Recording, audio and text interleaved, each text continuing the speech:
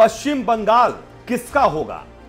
इससे पहले चुनावी माहौल दिनों दिन गर्म होता जा रहा है। वोटों की जंग में तो अभी काफी वक्त है, लेकिन बंगाल में परसेप्शन की लड़ाई तेज होती जा रही है। बीजेपी और तृणमूल कांग्रेस के बीच चल रही इस जंग में दोनों तरफ से जीतने की कोशिश हो रही है।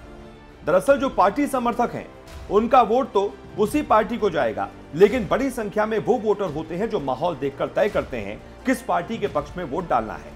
और ऐसे वोटरों को अपने पाले में करने के लिए हर एक पार्टी जी तोड़ मेहनत कर रही है। एक तरफ बीजेपी है और दूसरी तरफ तृणमूल कांग्रेस।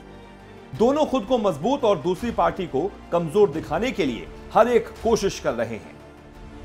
परसेप्शन की इस जंग में शह और मात का खेल भी लगातार जारी है और इसके लिए दोनों तरफ से नेता किसी भी हद तक जाने को तैयार हैं। बीजेपी जीत के लिए हर एक चाल चलती है। अमित शाह का अपना स्टाइल है और बंगाल में अभी दूसरी पार्टी के लोगों को अपने साथ जोड़ने का काम बीजेपी बखूबी कर रही है। अगर आप पिछले कुछ चुनावों पर नजर दौड़ाएंगे तो पता चलेगा कि जिस राज्य में चुनाव होना होता है, वहां दूसरी पार्टी के लोग बीजेपी के साथ जुड़ना शुरू हो जाते हैं। हालांकि इस मामले में बीजेपी का अपना तर्क है और पार्टी के कुछ नेताओं का अपना कहना है, हम लोग तोड़ते नहीं हैं, बल्कि बीजेपी के पक्ष में माहौल देखकर लोग खुद बीजेपी से जुड़ना चाहते हैं।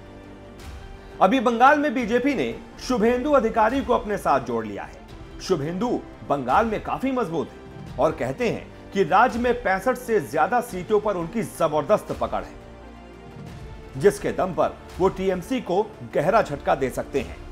शुभेंदु अधिकारी को बीजेपी ने अपने साथ जोड़कर साफ कर दिया है कि बंगाल में पार्टी मजबूत हो रही है। चुनाव से पहले बाकी दल के नेता पार्टी छोड़ना चाहते हैं और सत्ताधारी ममता बनर्जी का किला पूरी तरह से ध्वस्त हो रहा है। हालांकि इस तरह का माहौल कितना कारगर साबित होगा, ये कह पाना अभी मुश्किल है। इसी सियासी लड़ाई में तृणमूल कांग्रेस के पक्ष में काम कर रहे चुनावी रणनीतिकार प्रशांत किशोर ने दावा किया है कि बीजेपी बंगाल में सीटों के मामले में दहाई की संख्या को पार नहीं कर पाएगी। फिर कहा कि बीजेपी 100 से कम सीटें हासिल करेगी और अगर बीजेपी को इससे ज्यादा सीटें मिलती हैं तो मैं अपना काम यानी कि चुनावी प्रबंधन का काम छोड़ दूंगा।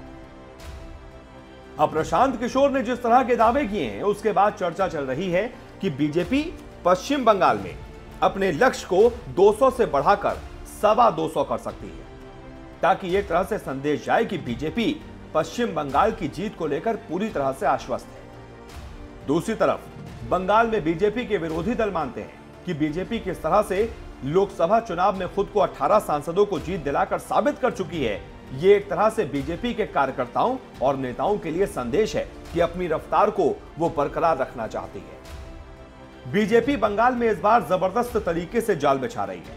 विरोधियों को उसी जाल में फंसाने के लिए बीजेपी के कई नेता लगातार दौरे कर रहे हैं, ममता सरकार को निशाने पर ले रहे हैं और लोगों में यह संदेश देने की कोशिश कर रहे हैं कि बीजेपी की सरकार अगर बंगाल में आ गई तो बंगाल की स्थिति पहले से अच्छी हो जाएगी। हालांकि पश्चिम बंगाल को करीब से जानने वाले लोग इस बात को जानते हैं कि बीजेपी के लिए राहें आसान तो नहीं है, लेकिन ममता बनर्जी की सरकार में वापसी भी इस बार पहले की तरह नहीं दिख रही। फिलहाल सियासी जुबानी जंग के साथ साथ किसका किस पर दबाव है, यह भी एक बड़ी बात है।